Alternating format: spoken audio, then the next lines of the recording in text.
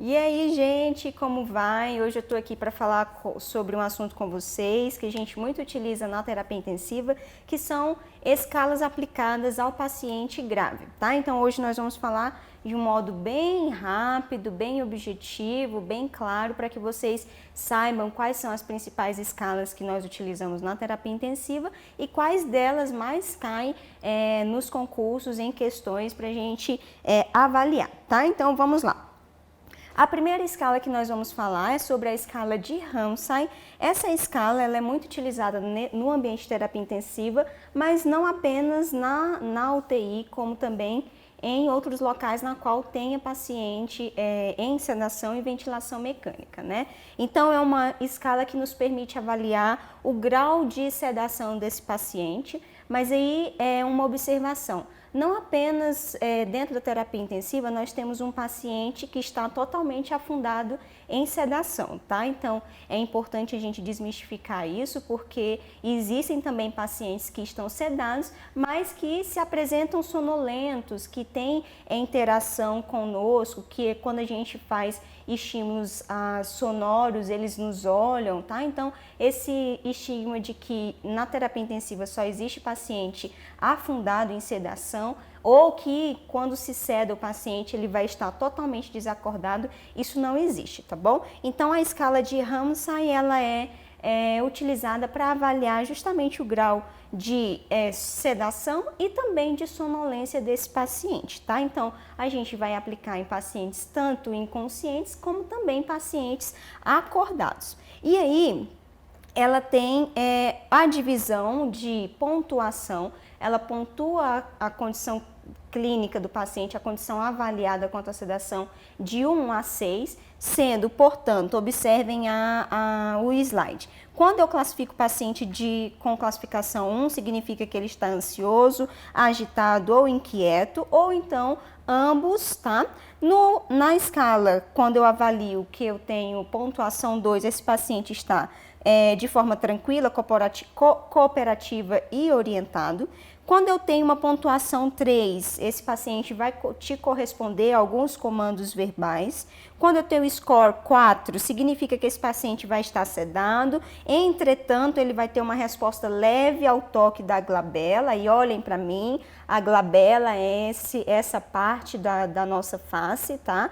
E aí, quando eu tenho esse leve toque à glabela e o paciente tem uma resposta imediata a esse leve toque, ou então ao estímulo sonoro auditivo, eu aplico o score da escala de Ramsay a este paciente.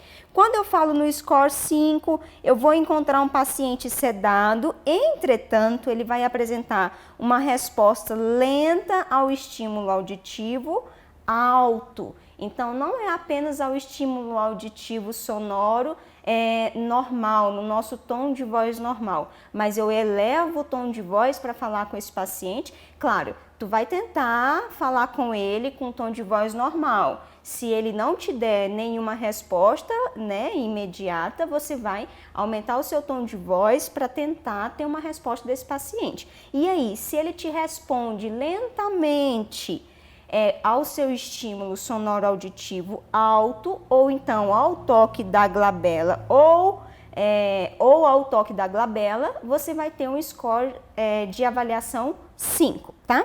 Quando eu encontro um score 6, significa que esse paciente está extremamente sedado e que não tem nenhum estímulo aos estímulos, seja sonoros auditivos ou então estímulos táteis, né, de estímulo da glabela, tá? Então, esse paciente tem um score de 6, na verdade não na grande maioria das vezes não é o ideal a gente encontrar paciente totalmente sedado, a não ser que seja para preservação neurológica, tá? Mas alguns pacientes na qual a gente se deseja desmamar da ventilação mecânica, ele tem que sair desse score 6 de forma assim muito rápida, se for possível, se ele tiver condição, função pulmonar para isso, para que a gente vá desmamando aos poucos, tá? Então a escala de Ramsay, ela se divide, portanto, em 6 scores, de score 1 a 6, ela aplica-se no paciente tanto sedado quanto acordado e divide-se em 3 níveis, que é quando o paciente está com sedação inadequada, níveis de sedação aceitáveis e um paciente que está muito sedado.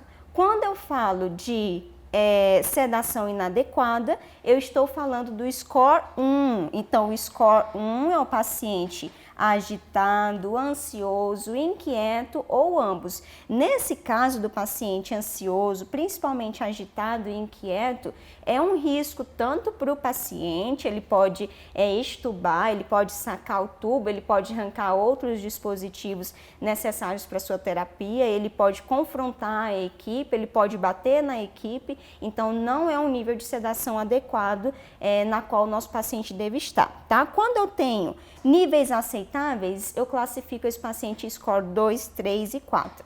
O score, deixa eu apagar essa bagunça aqui.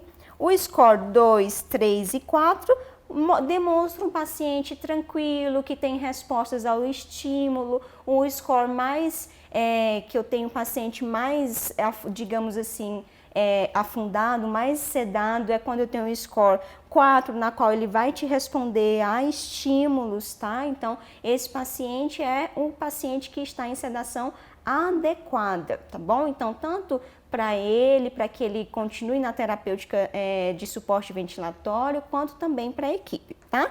E o paciente que está muito sedado, nós temos o score 5 e o score 6, o score 5 e o score 6, que traz um paciente que está ou sem respostas ao estímulo, ou então que para que tenha algum tipo de resposta eu tenho que elevar meu tom de voz, tenho que fazer de forma mais incisiva o toque à glabela, tá? Então é um paciente que não tem os níveis aceitáveis de sedação, tá bom? Então a escala de Ramsay, só recapitulando, é a escala que avalia tanto o nível de sedação em paciente, o nível de sedação desse paciente que está acordado ou totalmente sedado, tá? Ela se divide em 3 níveis: níveis aceitáveis de sedação, níveis não aceitáveis de sedação e níveis inadequados de sedação, tá? Então, aí só outro termo: muito sedado, níveis aceitáveis e sedação inadequada, tá bom? Então, vamos adiante para a próxima escala. A próxima escala é a escala de Haas. É uma escala que avalia a agitação e sedação. Então, nós vamos avaliar, é possível que a gente avalie nessa escala não só como que está a sedação, mas também se esse paciente está agitado e qual é o nível de agitação desse paciente, tá? Então, ela classifica-se também em pontuação.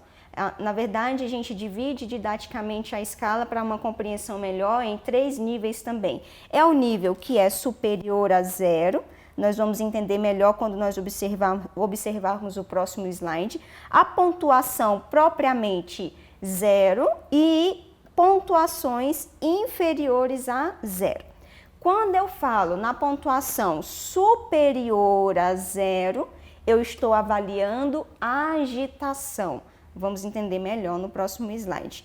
Quando eu falo que o paciente está em pontuação 0, eu estou encontrando neste paciente um nível de alerta, esse paciente não tem aparente agitação ou sedação.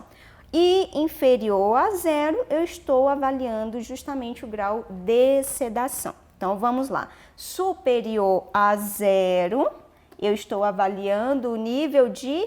Então, quando eu falo em avaliação superior a 0, eu estou falando de avaliação quanto ao grau de agitação. E inferior a 0, eu estou falando de uma avaliação quanto ao grau de sedação, tá? E 0, nível 0, é quando o paciente não tem nenhum grau de sedação ou agitação aparente, tá bom? Então, vamos lá entender quais são os scores. Observem na tabela. Quando eu falo, portanto, deixa eu só colocar aqui. Aqui é a agitação e abaixo de 0 é sedação. Sim, minha letra é horrível, eu já comprei caderno de caligrafia. Mas sedação e agitação. Os scores quanto à agitação são, portanto, de 1 a 4. Portanto, quanto maior o score, a gente tem que ter mais observação quanto a esse paciente. Então, é pior a condição desse paciente. Portanto, o score 4 eu tenho um paciente combativo, tá? O score 3 eu vou ter o paciente extremamente agitado, o score 2 o paciente agitado e o 1 o paciente vai estar inquieto, tá? Então, quanto maior o score avaliado, tanto no grau de agitação quanto no grau de sedação, pior a condição do paciente, tá? Então, nesse caso da agitação, eu tenho um paciente com risco também, como eu falei, tanto para ele quanto para a equipe. Então, se ele está no score 4, é um paciente combativo, tá? Violento, ele pode ter agressão quanto à equipe, a equipe pode ter algum tipo de exposição a risco em relação à característica de agitação desse paciente, tá? E quando ele está com o score 1,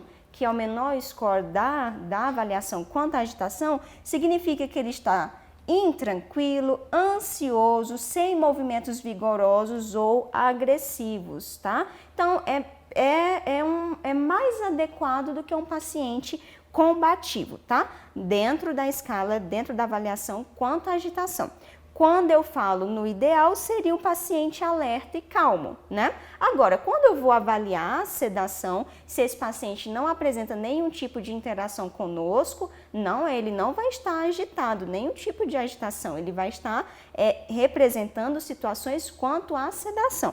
Quanto a isso, eu tenho tanto a avaliação de um paciente sonolento até um paciente que não desperta. Então, quando eu falo em -1 da avaliação de RAAS quanto à sedação, eu encontro um paciente adormecido, facilmente despertável, mantém contato visual por mais de 10 segundos. Isso aqui é importante. Então, quando o paciente mantém um contato visual conosco, quando nós estimulamos esse paciente, o estímulo auditivo, estímulo do toque da glabela, e esse paciente olha para nós e mantém um contato visual por mais de 10 segundos, significa que ele tem um score de -1 na avaliação de sedação, tá? Quando eu tenho uma sedação leve, nós vamos encontrar algumas características que também de despertar, só que a diferença do paciente sonolento para uma sedação leve é que ele não consegue manter contato visual conosco por mais de 10 segundos. Então, ele consegue por menos de 10 segundos, tá? Então, esse paciente, ele tem um score de -2 na escala de sedação, na escala de RAAS, que avalia a sedação. Quando eu falo de uma sedação moderada, eu tenho um paciente que aos estímulos tem movimentos e abertura ocular ao estímulo verbal, mas ele não consegue ter contato visual conosco. Então, esse paciente se classifica com o score de -3 na escala de RAAS. Quando eu falo de uma sedação intensa, não tem resposta ao estímulo verbal, mas, contudo, apresenta movimentos ou abertura ocular ao toque. Então, nós vamos fazer um estímulo físico neste paciente e aí sim ele consegue manter, nesse caso, mantém uma abertura ocular, tá? Mas não mantém por muito tempo também. E o paciente que não desperta, ele não vai ter nenhum tipo de interação conosco, mesmo com estímulo auditivo, mesmo com estímulo físico, ele não vai ter nenhum tipo de interação conosco. Então, esse paciente se classifica como -5 na escala de RAAS, tá bom? Vamos adiante. Essa é uma escala pouco vista em concursos, mas como nós estamos estudando também de uma forma geral, é uma escala aplicada a pacientes que tiveram infarto agudo do miocárdio. Observem os slides, por favor. Então, essa escala chamada Killick-Kimball é aplicada a pacientes que tiveram infarto agudo do miocárdio, tá? Então, é uma escala que estratifica risco de morte nos 30 primeiros dias após o infarto agudo, tá? Então, ela tem a classificação de 4 níveis, a classe 1, classe 2, classe 3 e classe 4. E 4, como que nós vamos avaliar os padrões desse paciente para poder adequar a situação clínica dentro da escala e identificar qual é o prognóstico desse paciente, qual que é o risco de morte desse paciente após o infarto.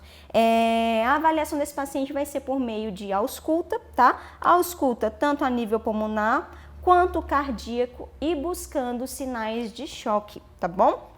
Então, a gente sabe que a principal alteração desse paciente após o infarto agudo do miocárdio é a alteração do débito cardíaco, e aí é fundamental a gente encontrar, identificar, na verdade, qual é o risco de morte desse paciente nos 30 primeiros dias, para a gente até compreender quais são os nossos diagnósticos de enfermagem imprescindíveis nesse momento, a avaliação do débito cardíaco, a avaliação da frequência cardíaca, a avaliação do débito urinário, o nível de consciência, tudo isso é fundamental para nós, tá? E o exame físico diário.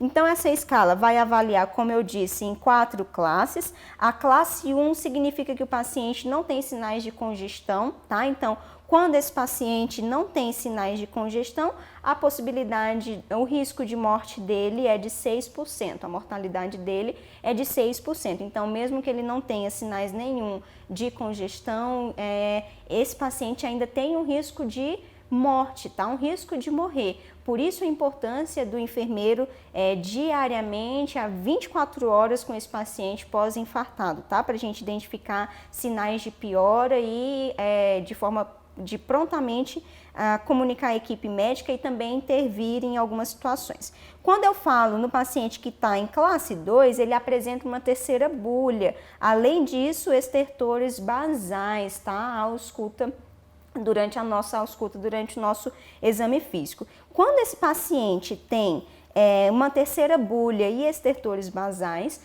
a possibilidade de morte dele sobe para 17%, tá bom? Quando eu falo numa classificação de estágio 3, eu falo que esse paciente foi avaliado e durante a nossa avaliação encontramos, não só nós, também a equipe médica, edema agudo de pulmão. Se o paciente apresentou edema agudo de pulmão após o infarto agudo do miocárdio, a possibilidade de morte dele sobe para 38%. Então, até aqui nós observamos que é extremamente alta a porcentagem de mortalidade desses pacientes e até 6% quando ele não tem sinais de congestão, justificando, portanto, a aplicabilidade da escala no paciente após o infarto agudo do miocárdio. Esse paciente ele pode estar tanto na terapia intensiva quanto ainda contigo lá na urgência e emergência, tá bom? Quando eu falo de classificação 4, eu identifico no paciente choque cardiogênico. Então, ele já tem uma bomba que está insuficiente, não consegue manter demanda metabólica, né, de oferta de oxigênio, e aí a mortalidade desse paciente sobe para 81%, tá bom? Então, é extremamente importante a gente avaliar nesse paciente que chega para nós, fazermos o exame físico, tanto a avaliação pulmonar, avaliação cardíaca, procurar sinais de choque, tá? E aí é interessante a gente saber que nem sempre o choque também está associado à hipotensão, tá? Então, nem sempre o choque está associado à hipotensão. Nós vamos ter algumas aulas a respeito de choques, tá? Tipos de choques. Vamos adiante. A próxima escala chama-se escala de Hanson.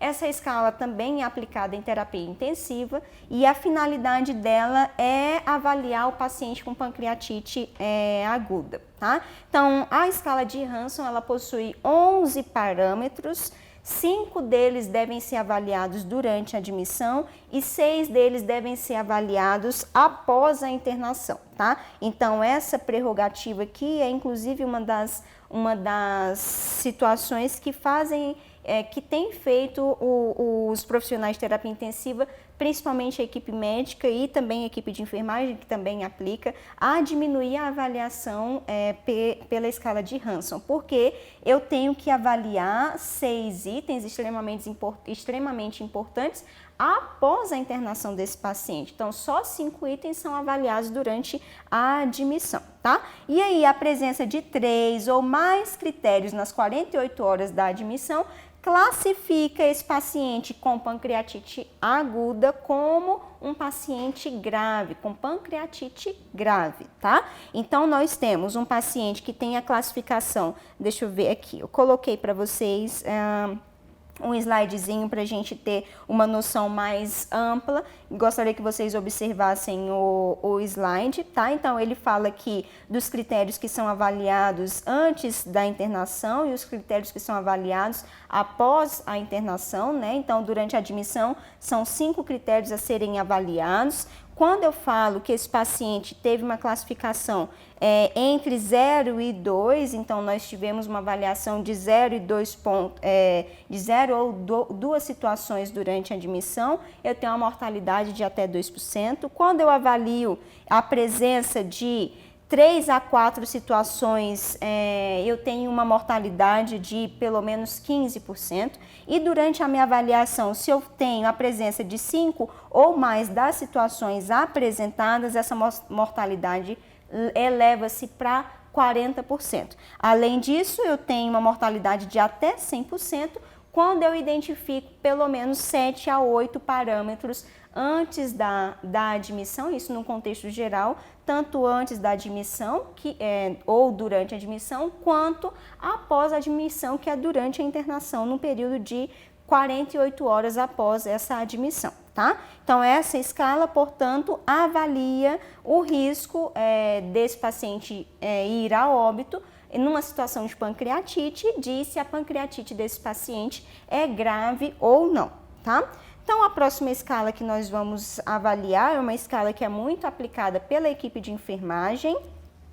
E, por ser muito aplicada à equipe de enfermagem, pela equipe de enfermagem, é extremamente fundamental que a gente conheça ela realmente na íntegra, tá? Porque essa escala, ela avalia a possibilidade desse paciente desenvolver uma lesão por pressão, tá? Então, não é porque o paciente já está com lesão por pressão que nós não vamos avaliar a possibilidade de outras lesões por pressão, tá? Então, ela avalia por meio de níveis, algumas variáveis. Essas variáveis incluem a avaliação quanto à percepção sensorial, a umidade da pele desse paciente, a atividade desse paciente, no caso, tanto a atividade quanto deambulação, quanto a atividade no leito, se ele é restrito totalmente ao leito, tá?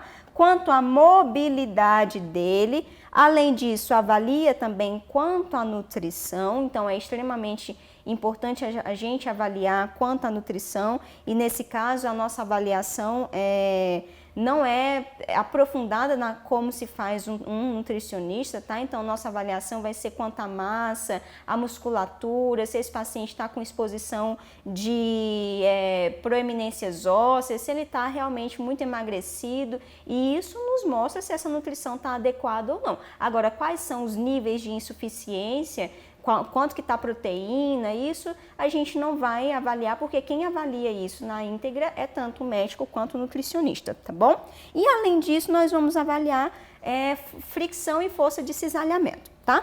A escala de Braden, ela tem uma somatória de 6 a 23 pontos, tá? E aí aqui a gente consegue entender como que essa somatória se dá. Por quê? Apenas a avaliação apenas o nível 4, que tem apenas 1, 2, 3, 4, 5 avaliações, tá? Então, o nível 4 apresenta 5 possibilidades de avaliação, diferente dos demais scores, dos demais níveis, do 1, 2 e 3, que apresentam 6 possibilidades de avaliação. Então, 1, 2, 3, 4, 5, 6, tá? Portanto, quando eu faço a somatória, se eu tenho um paciente, por exemplo, que ele teve nas 5 primeiras avaliações um score 4, eu tenho 4, 8, 9, 10, 11, 12, 13, 14, 15, 16, 17, 18, 19, 20, com 3, 21, 22, 23. Então, eu tenho um score máximo de 23 pontos. E por que eu vou ter um score mínimo de 6 pontos? Porque quando eu faço a somatória, 1, 2, 3, 4, 5, 6, quando eu considero que esse paciente está com score 1 em todas as avaliações, eu vou ter, portanto, o mínimo de 6 pontos distribuídos para esse paciente, tá? Então, vamos lá, só destrinchar um pouco sobre a escala de Braden. A escala de Braden, portanto, como eu falei, vai avaliar tanto o nível de nutrição, percepção sensorial, umidade, atividade, mobilidade, nutrição e fricção e cisalhamento, tá? Quando eu tenho uma percepção sensorial totalmente limitada, a atribuição do score para esse paciente vai ser a atribuição 1, tá? Quando esse paciente apresenta-se quanto à percepção sensorial muito limitada, ele vai ter uma pontuação de score 2. Quando eu falo que esse paciente está pouco limitado quanto à percepção sensorial, atribui-se o score 3 para esse paciente. E se ele não tem nenhum tipo de limitação, atribui-se o score 4. Então, aqui nós já conseguimos observar que o score 3 e o score 4 demonstram que esse paciente tem menos possibilidades de ter uma lesão por pressão. Portanto, quanto maior os scores, quanto maior o score desse paciente, menor a possibilidade de ter uma lesão por pressão. Quanto menor o score desse paciente quanto à escala de Braden, maior a possibilidade desse paciente ter uma lesão por pressão, tá? Então, é importante que no nosso paciente de terapia intensiva, essa escala seja aplicada diariamente durante a nossa visita, tá? Que diariamente a gente observe a possibilidade de desenvolver uma lesão por pressão, tá bom? Quanto à umidade, nós temos, portanto, classificação também de 1 a 4, que nos diz se ele vai estar completamente molhado, muito molhado, ocasionalmente molhado ou raramente molhado. Como que essa umidade? Paciente com sudorese intensa, um paciente que está com episódios de vômitos frequentes, um paciente que está com uma diarreia e aí frequentemente tem episódios de diarreia, um paciente que ainda não foi sondado por algum motivo patológico, estrutural, que não passaram uma sonda vesical e aí urina frequentemente, aumenta a umidade. Então, isso são situações que aumentam a umidade da pele e, por consequência, a maior possibilidade de ter uma lesão por pressão, tá? Quanto à atividade, nós vamos ter também uma avaliação de score tanto de 1 a 4, e aí nós vamos classificar esse paciente se ele está acamado, confinado à cadeira, caminha ocasionalmente, ou score 4 se ele caminha frequentemente, tá? Então, a perfusão desse paciente que tem uma deambulação preservada, a possibilidade é que ela seja mais adequada do que um paciente que está acamado, né? Que tem, portanto, uma perfusão inadequada, porque eu fico ali com uma pressão sobre os tecidos e aí diminui a perfusão, principalmente periférica, e também sobre as proeminências ósseas, tá bom?